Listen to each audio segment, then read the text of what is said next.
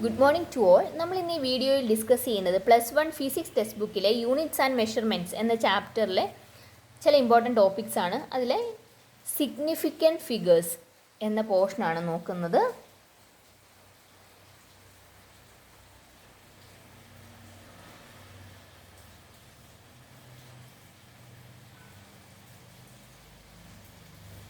ഇത് സാധാരണയായി പബ്ലിക് എക്സാമിന് ഒരു സ്ഥിരമായിട്ട് ചോദിക്കുന്നൊരു ക്വസ്റ്റ്യനാണ് സിഗ്നിഫിക്കൻറ്റ് ഫിഗർ കണ്ടെത്തുക എന്നുള്ളത്.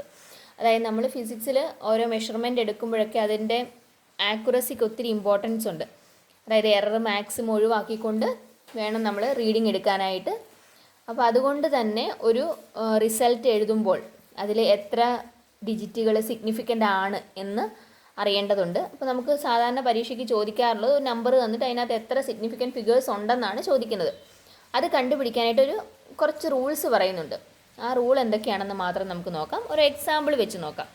ഒന്നാമത്തെ റൂൾ എന്ന് പറയുന്നത് നോൺ സീറോ നമ്പേഴ്സ് എല്ലാം സിഗ്നിഫിക്കൻ്റ് ആയിരിക്കും. സീറോ അല്ലാത്ത എല്ലാ നമ്പറുകളും സിഗ്നിഫിക്കൻ്റ് ആയിരിക്കും. ഞാൻ എൻ്റെ എക്സാമ്പിളായിട്ട് ഇപ്പോൾ 27 എഴുതിയെന്ന് വിചാരിക്കുക. 27 എന്ന് പറയുമ്പോൾ അതിനകത്ത് എല്ലാം നോൺ സീറോ നമ്പറുകളാണ്.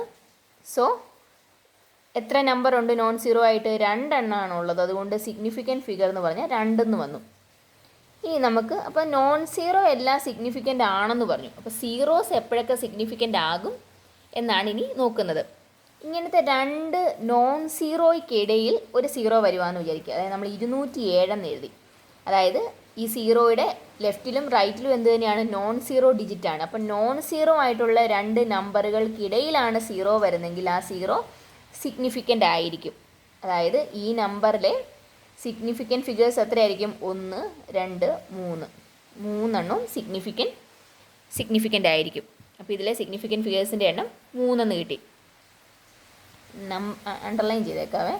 അതായത് സിഗ്നിഫിക്കൻറ്റ് ഫിഗറുകളാണ്, സിഗ്നിഫിക്കൻ്റ് ആയിട്ടുള്ള ഡിജിറ്റിനെയാണ് അണ്ടർലൈൻ ചെയ്തിരിക്കുന്നത്.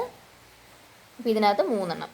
ഇനി അടുത്ത റൂൾ എന്ന് പറയുന്നത്, ഇനി നമ്മളിവിടെ ഒരു 0.0207 എഴുതുവാന്ന് വിചാരിക്കുക. ഇതിലെത്ര സിഗ്നിഫിക്കൻറ്റ് ഫിഗേഴ്സ് ഉണ്ടെന്ന് നമുക്ക് നോക്കണം. നോൺ സീറോ എല്ലാം സിഗ്നിഫിക്കൻ്റ് ആണെന്ന് നമ്മൾ ഓൾറെഡി പറഞ്ഞു. അപ്പോൾ 2 സിഗ്നിഫിക്കൻ്റ് ആണ്. 2 ഒരു നോൺ സീറോ ആണ്. നോൺ സീറോയുടെ ഇടയിൽ ഒരു സീറോ വന്നാൽ അതും സിഗ്നിഫിക്കൻ്റ് ആണെന്ന് പറഞ്ഞു. അപ്പോൾ 3 എണ്ണം വരെ എന്നാലും കിട്ടിയിട്ടുണ്ട്. ഇനി എത്ര സീറോ ഉണ്ട്? ഇവിടെ ഒരു സീറോ ഉണ്ട്, ഇവിടെ ഒരു സീറോ ഉണ്ട്. ഈ സീറോയുടെ പ്രത്യേകത എന്താ?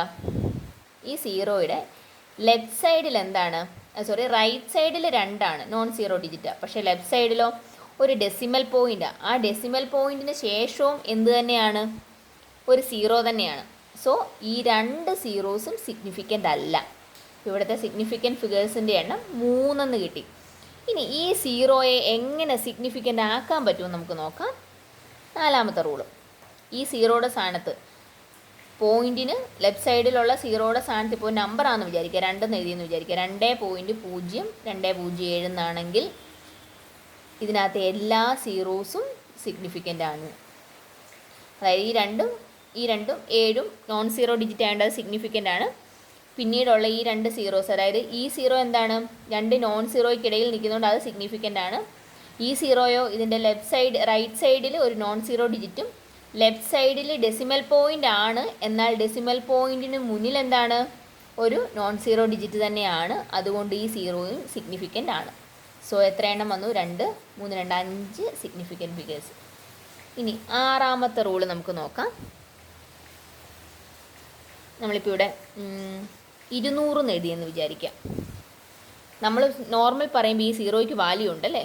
200 എന്ന് പറയുമ്പോൾ ആ റൈറ്റ് സൈഡിൽ കിടക്കുന്ന സീറോയ്ക്ക് വാല്യൂ ഉണ്ട്. പക്ഷേ ഇതിനകത്ത് സിഗ്നിഫിക്കൻറ്റ് ഫിഗേഴ്സ് എത്രയാണെന്ന് ചോദിച്ചു കഴിഞ്ഞാൽ നോൺ സീറോ ഡിജിറ്റ് സിഗ്നിഫിക്കൻ്റ് ആണ്. അപ്പോൾ ഈ 2 സിഗ്നിഫിക്കൻ്റ് ആണ്. ഈ 2 സീറോസും സിഗ്നിഫിക്കൻ്റ് ആയിരിക്കില്ല. അതായത് ഇതിനകത്തുള്ള സിഗ്നിഫിക്കൻറ്റ് ഫിഗേഴ്സിൻ്റെ എണ്ണം 2 ആണ്. ഇനി ഇതിനെ നമുക്ക് എങ്ങനെ സിഗ്നിഫിക്കൻ്റ് ആക്കാൻ പറ്റുമെന്ന് നോക്കാം.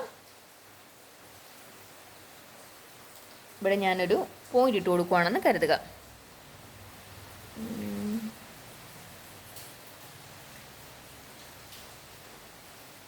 ഈ പോയിൻറ്റുകൾക്ക് ഈ സീറോയ്ക്ക് മുന്നിലായിട്ട് ഒരു ഡെസിമൽ പോയിൻ്റ് വന്നെന്ന് കരുതുക. അങ്ങനെയാണെങ്കിൽ ഈ സീറോസ് ഇവിടെ സിഗ്നിഫിക്കൻ്റ് ആയിരിക്കും. ഇവിടെ 4 എന്ന് കിട്ടി. മനസ്സിലായോ? ഇത്രയാണ് റൂൾസ്. അപ്പം നമ്മൾ ആ റൂള് ഒരു എക്സാമ്പിൾ വെച്ച് പഠിച്ചു കഴിഞ്ഞാൽ ഈസി ആയിട്ട് ഓർത്തിരിക്കാവുന്നേ ഉള്ളൂ. ഒന്നാമത്തെ റൂളിൽ പറഞ്ഞിരിക്കുന്നത് എന്താണ്? നോൺ സീറോ നമ്പേഴ്സ് എല്ലാം സിഗ്നിഫിക്കൻ്റ് ആണ്. രണ്ടാമത്തത് പറഞ്ഞിരിക്കുന്നത് 2 നോൺ സീറോയ്ക്കിടയിൽ ഒരു സീറോ വന്നാൽ ആ സീറോ സിഗ്നിഫിക്കൻ്റ് ആയിരിക്കും.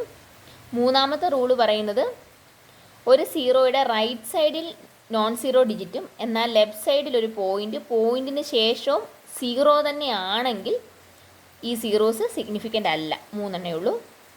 എന്നാൽ അടുത്തത് ഈ പോയിൻറ്റിന് ശേഷം സീറോയുടെ സ്ഥാനത്ത് ഒരു നോൺ സീറോ ഡിജിറ്റ് ആണെങ്കിൽ ഈ സീറോയും സിഗ്നിഫിക്കൻ്റ് ആണ്.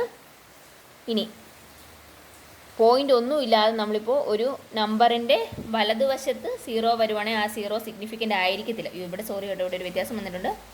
ഇവിടെ എന്തേ ഉള്ളൂ? 2 അല്ല 1 ഉള്ളൂ. 2 പറയുന്ന ഒരു നോൺ സീറോ ഡിജിറ്റ് അല്ലേ ഉള്ളൂ. സോ ഇവിടുത്തെ സിഗ്നിഫിക്കൻറ്റ് ഫിഗറിൻ്റെ എണ്ണം 1 ഇനി ഈ സീറോയെ സിഗ്നിഫിക്കൻ്റ് ആക്കാൻ എന്ത് ചെയ്താൽ മതി? അതിൻ്റെ റൈറ്റ് സൈഡിൽ കൊണ്ടുവന്നൊരു പോയിൻ്റ് ഇട്ടാൽ മതി. അപ്പോൾ എന്ത് വരും?